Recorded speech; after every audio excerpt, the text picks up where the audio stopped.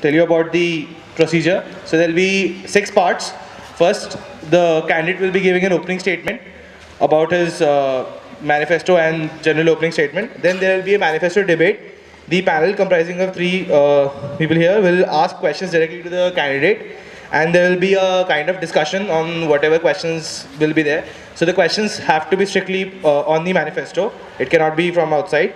Then there will be topic debate. That is part 3 of the process. In the topic debate, some topics have already been mailed to the candidate, and it will be picked at random, and he'll be have to speak on any one topic. Then there will be 1 or 2 questions on background check of his previous work, whatever he has done. Then there will be a Q&A session where 2 questions will be asked by inside, and there can be questions asked by the audience itself. The questions asked by the audience will not be recorded, will not be put on YouTube. And then part 6, last part, there will be a closing statement by the candidate. So STABOC SOAPBOX will be moderated by Chirag. So I'll hand over the mic to Chirag. Hello, good evening. So we begin with the SOAPBOX for Student Technical Activity Body Overall Coordinator for the year 2016-17. The contestant unopposed is Atish Halur, who is the current manager of Electronics Club. So I request Atish to give his opening statement, not extending more than 5 minutes. Hi, good evening. I'm Atish. I'm Atish Halur. I'm contesting for the position of overall coordinator of the Student Technical Activities Body. I'm currently the manager of the Electronics Club and have been the convener of the Electronics Club as well. I've been very closely associated with a lot of technical activities since my freshman year. And what I think is, right now, we're not innovating enough. There's a lot of potential in terms of the kind of communities that we can form at IIT Bombay with the collaborative IQ of more than 9,000. So I think that through this position, I can be a lot of value addition in terms of if I can effectively form good technical communities that lead to innovation and essentially change. Today, there's a lot of emphasis being given on things like Make in India and Digital India, and I think we at IIT kind of have a responsibility to drive this. And through STAB, I think we're in an ideal position to make change happen. Thank you. Thank you. Now we begin with the manifesto debate, wherein we have a panel of 3 members, namely Kunal Falak, who has been Technovation and Tinkerers Lab manager, Vaibhav, who is the current Maths and Physics manager, and Riddhish, who has been Electronics Club manager. 6 questions, 5 minutes each, and no longer. Yeah, thank you. Hi Ali. Hi Atish. So you mentioned about hostel tech councils and association with clubs. In this context, I would like to ask you a question. So if you observe the trend that has been over the years, it has been of a shift of activities from being hostel-centric to institute-centric. And in this recent development, how do you justify the shift from institute-centric activities to hostel-centric activities as you have stated in your manifesto? I agree there's been a shift away from hostel technical activities, but I disagree, but I strongly believe that that's not a good shift. I think that we should be moving back to hostel technical activities because if you look at most of our events that are targeting seniors, most of STAB's events that are targeting seniors, from the general feedback that I've got through my groundwork, I have noticed that a lot of seniors aren't willing to participate because just for the simple reason that LCC is too far away, and at 9 p.m. it doesn't make sense to go to LCC. They don't see enough value in it. So now 2 things can be done. We can make the events and sessions and group discussions have more value inherently, or we could, what I'm trying to do, move all these activities closer into hostel areas, so it isn't a lot of time and effort consuming to go and participate in these activities.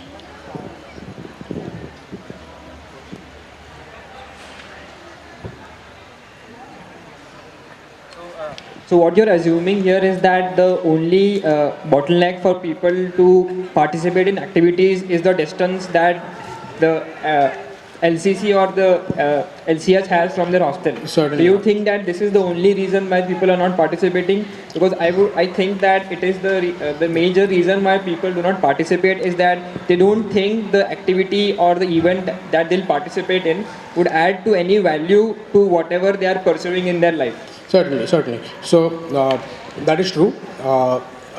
This shift away from hostel technical activities hasn't been student body driven, but has been, like you mentioned, more has been driven by the fact that students are more goal oriented today, and I strongly believe that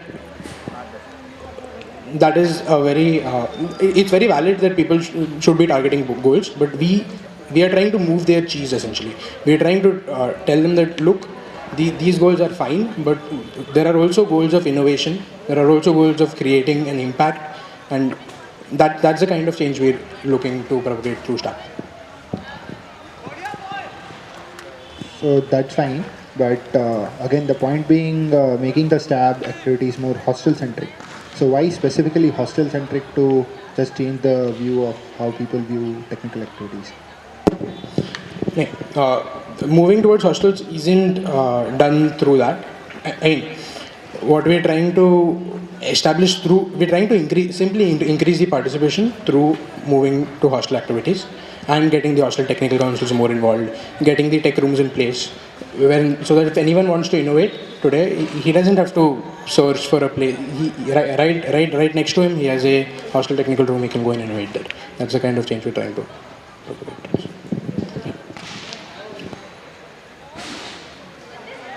Yeah, so the third point says that you are targeting resource group formation specifically for seniors, which will have hard prerequisites. So my question being, okay, rightly, today STAB is a more freshman-centric body, especially in the club events. So why specifically this shift from being freshman-centric, that is actually very good, to being more senior-centric? Along with this, how exactly would you ensure that the seniors would participate in this resource group, and how would you sustain that participation? So why a shift away from freshman-centric activities? Because a lot of the innovation that I'm talking about, innovation bringing in change, that when it comes to freshmen, our sessions towards freshmen are essentially skill-building sessions. They're not innovation-driven. We haven't been trying to create think tanks amongst freshmen, for example. It is difficult to create think tanks amongst freshmen because when going to develop any new idea, there are a lot of issues like feasibility and things like that, which is difficult for a freshman to visualize. Whereas I think if we have such group discussions and things happening for seniors, we're talking about essentially think tanks that are going to be solving real world problems. How I'm going to ensure this? So initially we're going to make it more or less mandatory for clubs to conduct, say, fortnightly sessions only which are not going to be very basic. We'll start with the basic thing and then we'll build up on that and not just move to another genre, but still basic kind of thing. So we're going to be starting off like that, and we're not essentially targeting seniors, we're targeting interested people. So in the sequence of things, I'm not going to be enforcing it per se, but when there's a closed group that gets formed and a new member comes in, if the discussions are already at a very good level, there'll be a natural filter of sort that will ensure that he either brings up his level or he stops coming to that group. So that's how we plan to ensure. I think you've misunderstood the question. The question is, what incentives will ensure that such groups will have participation of people and majorly, say, senior people, because those are the people who are more skilled and expert as compared to freshmen. The question is, how will you ensure incentives for these people to form such groups in the first place? And the second question is, how do you sustain those groups? the incentive will come. The incentive will come in when innovation starts taking place. Obviously. How will I ensure it sustains? I think that if a closed group gets formed, it will naturally sustain, because the thing is, you have a group of people who are good at a variety of things. You have a group of people who have ideas. So what will naturally follow is that someone in the closed group might give a good idea, and amongst the closed group, collectively they can form smaller groups to work on a particular project, and collectively they have all the required skill sets that are required, things like that. So I think once people start seeing that innovation is taking place and things are working out, then I think it will automatically sustain. All these points you said, all this would work when there's already a group in place. But right now, your major task would be building such groups. So what incentives?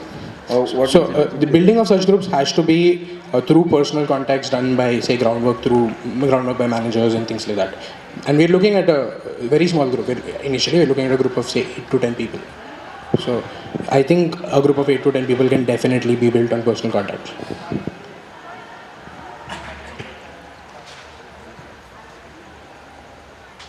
Yeah, so the ideas regarding the projects, ideas from different sources are being taken, and you are planning to move towards execution of these ideas, giving the incentive of provisional patents.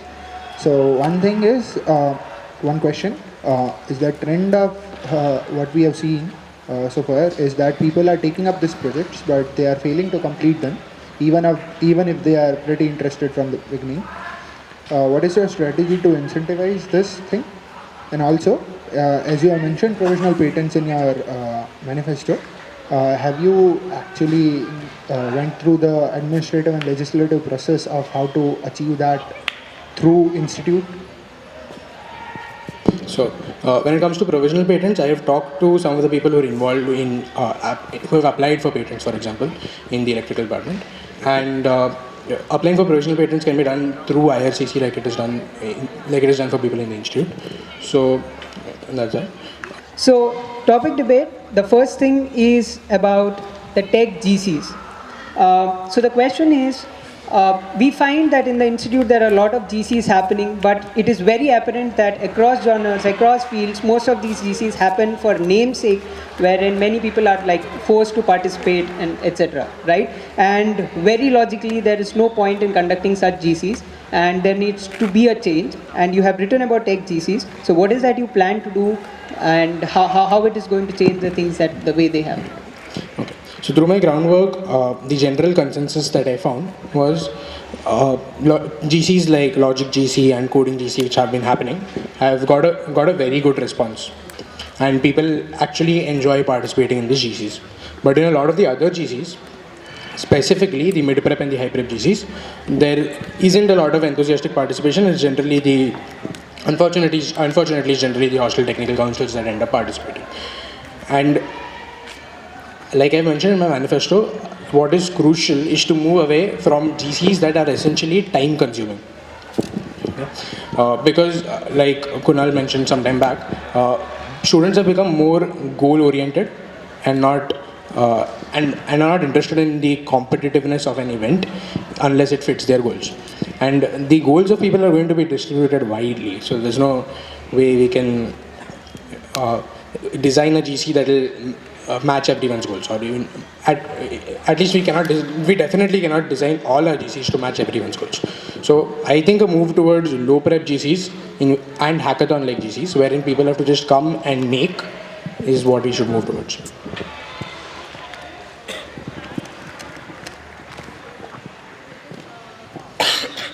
Hello. So I'm sure that such questions on GCs have been raised even in other genres like sports and cult. But specifically in context of tech, our GCs are very robotics and electronics oriented.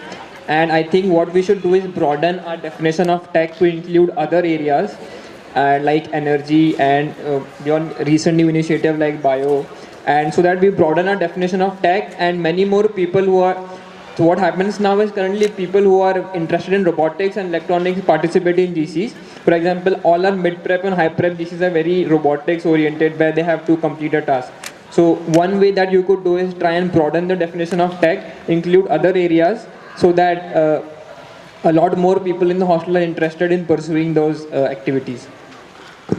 Correct. I think move towards low prep GCs and hackathon like GCs will, especially the low prep GCs which are not hackathon like GCs, will naturally move towards more, towards, like you said, a lot of different fields, because in, say, robotics, there is very little that can be done within 24 hours. So there'll be a natural move towards a lot of different areas, and I think that'd be interesting. Before we move to audience question, the last one, right? You mentioned about involvement of PG participation specifically. Postgraduates are like the best mentors that we have and the resource people that we have in the institute. But very clearly, the kind of activities that SAB has been undertaking doesn't see a lot of PG participation. So what is that you would introduce anew? What is that you would introduce anew in order to change this scenario? Okay. So what I've observed, and in fact, through my experience as the manager of the electronics club, when we conducted a workshop on Arduino, we had a participation of around 20 to 30% solely from PGs. Now, with the feedback that I got from the PGs about this is that PGs are generally interested in events in which there's no prep they need to do before an event, and there's no follow-up they have to do after an event. So we're looking to conduct events like, say, the Arduino workshop, or about basically events in which the PGs can attend, learn a new skill set and come out of it. That's the kind of events we're going towards. And those kind of events have always seen good PG participation. For example, even this semester we conducted a couple of workshops at Hostel 14, and they saw good PG participation. And there was active involvement of the Hostel 14 Technical Council as well. Yeah, so one thing, as Chirag also mentioned, that PG is a valuable pool for mentors, right? And they are pretty interested in not exactly doing a project, but mentoring a project. So are you planning anything to involve them in the 2 points actually? One is the resource group, which you mentioned. Other is the project. Okay. So our resource group initiative is very much on the lines of the e-reading group that happens in the electrical department, and so obviously it's going to accommodate PGs because it's essentially inspired from what PGs are doing, and we're trying to take that and do it on an institute-wide scale. 2, yes, I'm looking to involve them as mentors through Technovation and through mentoring projects. Essentially, they'll be invited to join the mentor panel along with professors. Okay. Okay, so now we go on to audience questions. So Insight has collected questions from the general student mass of IIT Bombay, and now I invite a representative from Insight to ask questions to the candidate.